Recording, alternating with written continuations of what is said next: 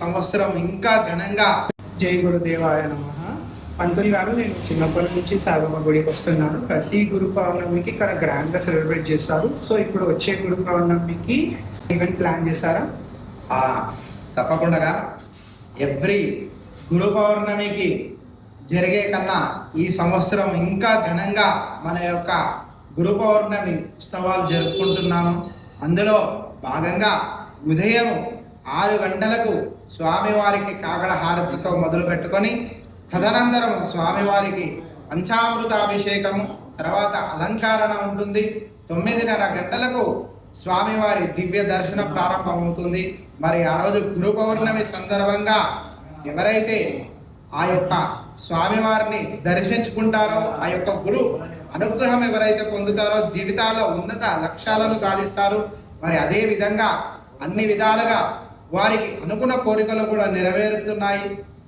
గురు మరి ఈ యొక్క సాయిబాబా సన్నిధిలో మరి ఎన్నో సంవత్సరాల నుండి వేల మంది భక్తులు ఆ యొక్క స్వామివారి దర్శనంకై ప్రతి గురువారం రోజు ఇక్కడికి వించేసి ఆ యొక్క హారతిలో పాల్గొంటారు.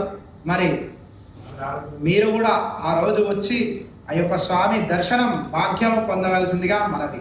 సో పంతులు గారు, ఆ రోజు టైమింగ్స్ అండ్ వచ్చే భక్తులకి ఏ పండ్లు తీసుకురమ్మంటారు, లేదంటే అభిషేకం చేయడానికి ఏమైనా పంచామృతాలు తీసుకురమ్మంటారా? తప్పకుండా ఆ రోజు ఎవరైతే భక్తులు గురు పౌర్ణమి రోజు రావాలి అనుకునే వారు ఎవరైతే ఉన్నారో, మరి ఆ రోజు ఒక రోజు ముందే స్వామివారికి కావాల్సిన సామాగ్రి అన్నీ ఇక్కడ ఉన్న పురోహితులను అడిగి తెలుసుకోవచ్చు. లేదా ఆ రోజు ఉదయాన్నే 6 గంటలకు వచ్చిన ఆ యొక్క పంచామృతాలకు సంబంధించిన పాలు, పెరుగు, క్షీరాలు కానీ, లేదా స్వామివారికి సంబంధించిన మాల కానీ, లేదా ఏదైనా ఒక స్వీట్ బాక్స్ కానీ స్వామివారికి తెచ్చి ప్రసాదంగా నివేదించవచ్చును.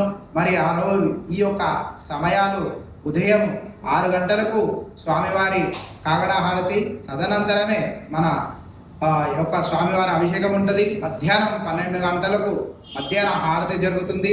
దాని తదనంతరము యొక్క సాయిబాబా మందిరంలో అన్నదాన కార్యక్రమం, అంటే అన్నదాన ప్రసాద వితరణ కూడా జరుగుతుంది. కావున భక్తులందరూ అధిక సంఖ్యలో విచ్చేసి ఆ యొక్క సాయిబాబా కృపను పాత్రలు కావాల్సిందిగా మనవి. ముఖ్యంగా సాయంత్రం 6 గంటలకు స్వామివారి పల్లకి సేవా కార్యక్రమం ఉంటుంది. ఆ గురువు అనుగ్రహం ఎవరైతే పొందాలి అనుకునేవారు ఆ రోజు పల్లకి సేవలో కూడా పాల్గొనవచ్చును. జై గురుదేవుడు.